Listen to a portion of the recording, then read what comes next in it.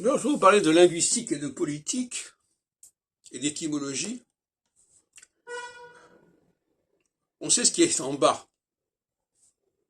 Et on parle de la base. On parle de quelque chose qui est basique. Mais par opposition à ce qui est en bas, il y a ce qui est en haut. Et là, il faut bien comprendre que le mot haut, H-A-U-T, donne aussi altitude. Altitude. Altesse.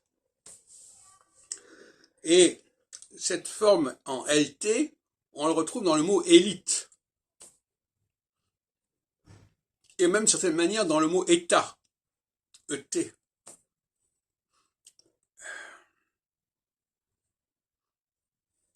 La hauteur, c'est l'élite. Comme vous savez ma théorie, le U et le L se coordonnent, s'articulent l'un par rapport à l'autre. Donc,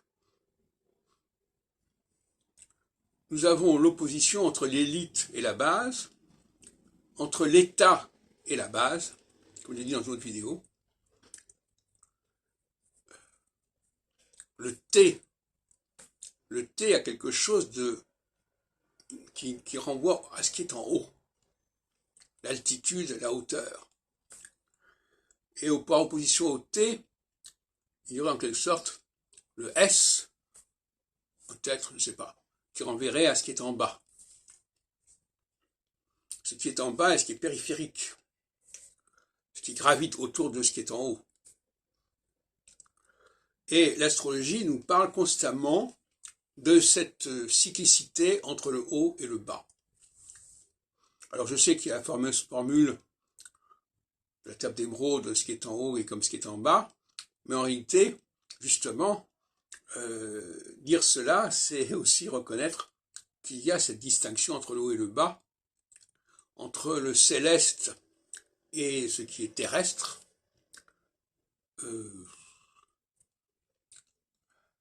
Et la phase équinoxiale, c'est celle qui va vers le haut, et la phase solsticiale, c'est celle qui va vers le bas. Que paraît paradoxal, puisque le solstice, c'est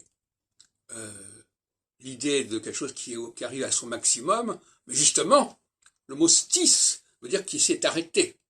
C'est-à-dire que la phase solsticiale, c'est celle qui met en question la domination de l'État. L'État est équinoxial, et au solstice, il y a un coup d'arrêt, et on revient en arrière, il y a une involution, et c'est le temps de la base. Les gens de la base sont favorisés par la solsticialité, et les gens de l'élite par l'équinoxialité.